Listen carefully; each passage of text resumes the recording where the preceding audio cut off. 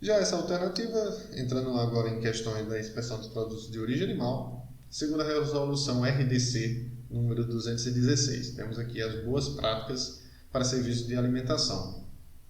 Deve ser utilizada somente água potável para manipulação de alimentos. Quando utilizada solução alternativa de abastecimento de água, a potabilidade deve ser atestada semestralmente mediante laudos laboratoriais, sem prejuízo de outras exigências previstas em legislação específica.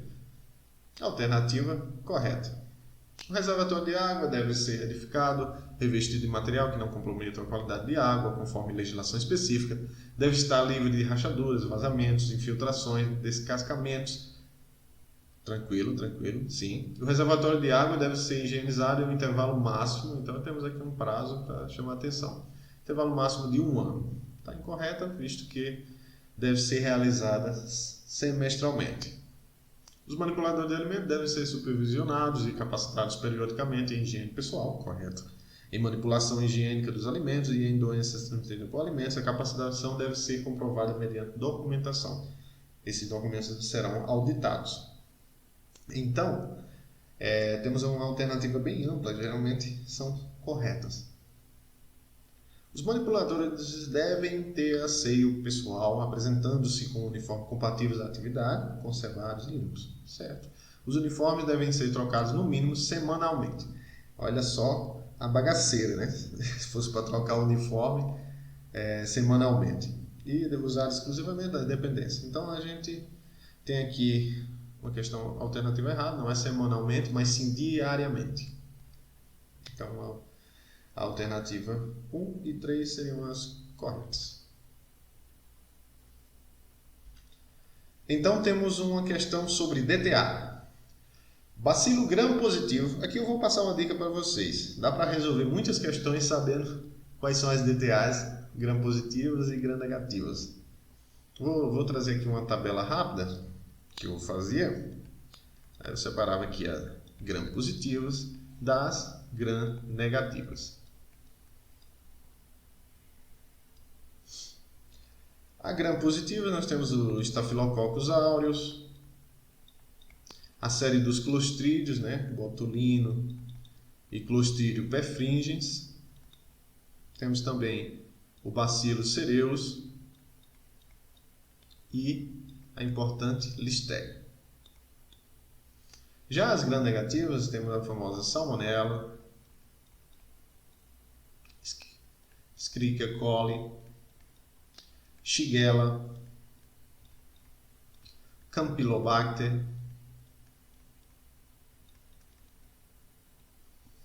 e a Yersinia. Então temos essas aqui que são famosas. Também o Vibrio cholerae, que é da cólera. Então por essa tabela, gram-positiva, quem é? Clostridium botulinum? Sim. Colibacillose, que é a Escherichia coli? Não. Salmonella? Também não. Guillain-Barré é uma síndrome, né? A síndrome autoimune, geralmente relacionada a Campylobacter, infecções pela Campylobacter. Então aqui já iria responder a alternativa com botulismo. Mas vamos ver o geral aqui, cuja forma vegetativa produz 8 tipos de toxinas, C e D animais. As toxinas patogênicas para o homem são as do tipo A, B, E, F, sendo as mais frequentes A e B. Estão amplamente distribuídas na natureza, no solo e em sedimentos de lagos e mares. São encontrados em produtos agrícolas como legumes, vegetais, mel. Mel aqui a gente tem na forma esporulada, visto que tem uma baixa atividade de água.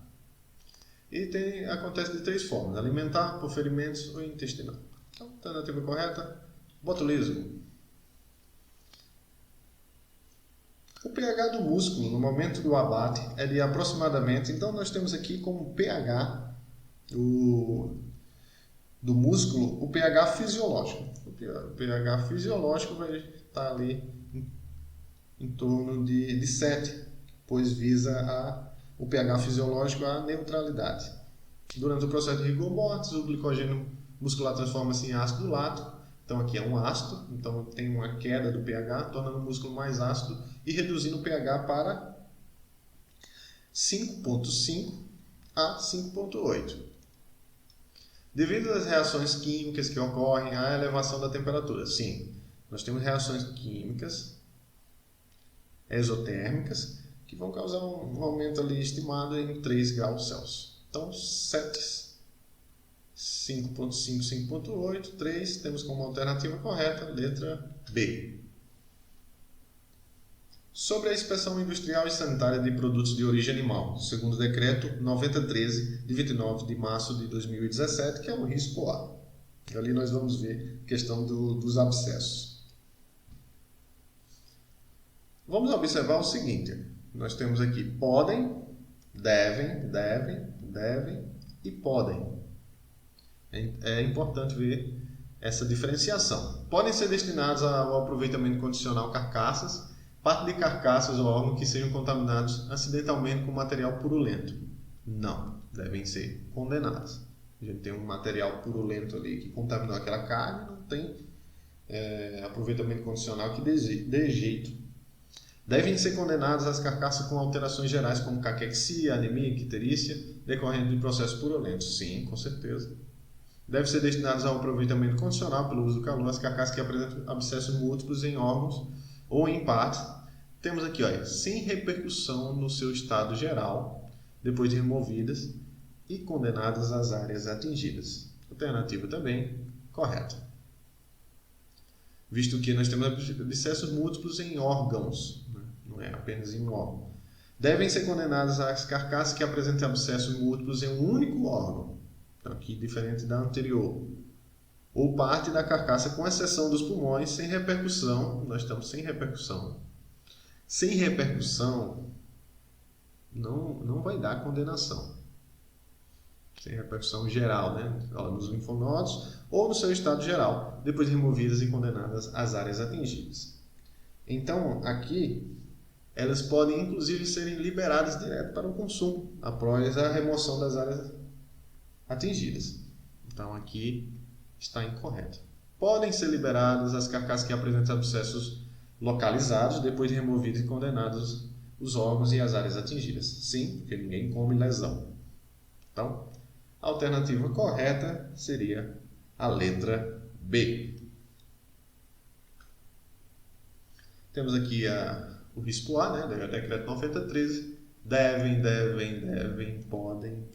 Então, geralmente, as bancas se apegam a esses detalhes. Temos também a Instrução Normativa número 23, que está no edital da ADAGRE. Fica aprovado o regulamento técnico que fixa a identificação e requisitos de qualidade que devem apresentar o camarão fresco. Então, o camarão resfriado, o camarão congelado, entre outros. Adota-se para as espécies sublinhadas os seguintes parâmetros sensoriais e físico-químicos. É muito importante, visto que o Ceará tem uma produção de camarão significativa, o maior produtor do país. Vamos ver alguns detalhes dessa instrução normativa. O camarão de que trata esse regulamento deve ter alguns aspectos, que são esses aqui. Aspecto geral brilhante e úmido, corpo em curvatura natural, rígida, tem que ser rígida, artículos firmes e resistentes, carapaça bem aderente ao corpo, coloração própria, olhos vivos proeminentes, ausência de odor amoniacal, ausência de sabor desagradável, de fato. De alguns aspectos aqui, nós temos pH inferior e bases voláteis inferior. Anote isso aqui, ambos são inferiores. A 30 mg de nitrogênio para 100 gramas e inferior a 7,85. Então, importante isso aí. Outra coisa é que o lote considera-se defeituoso. Então, nós temos aqui defeituosa, né? A avaliação. A unidade de amostra que apresentar desidratação profunda em mais de 10% do peso. Então, visto esses procedimentos da instrução normativa, vamos à alternativa correta. Bases voláteis total inferior a 30 mg por 100 gramas de tecido muscular. Essa é a alternativa correta. pH da carne superior, vimos que ambas são inferiores, né? Então, correta. Carapaça de fácil destacamento, se está fácil destacamento, já está em processo de deterioração, então falsa. Corpo, curvatura natural, certo? Flexível não, tem que ser rígido. Artículos móveis e resistentes.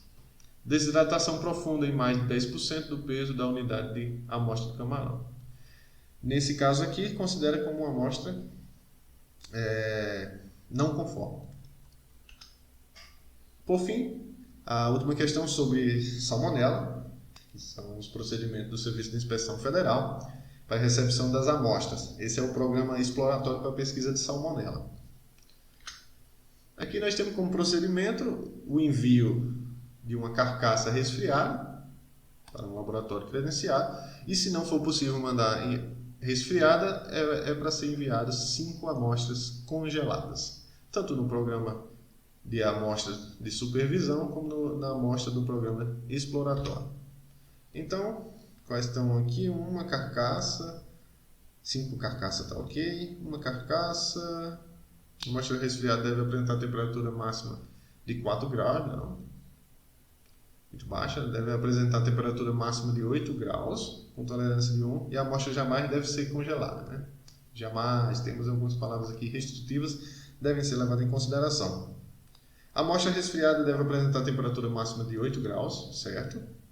Temperatura de resfriamento com tolerância de 1 grau. E não impossibilidade de envio das amostras resfriadas ao laboratório devido à logística, a amostra será composta por 5 carcaças congeladas. Então, alternativa correta, letra B.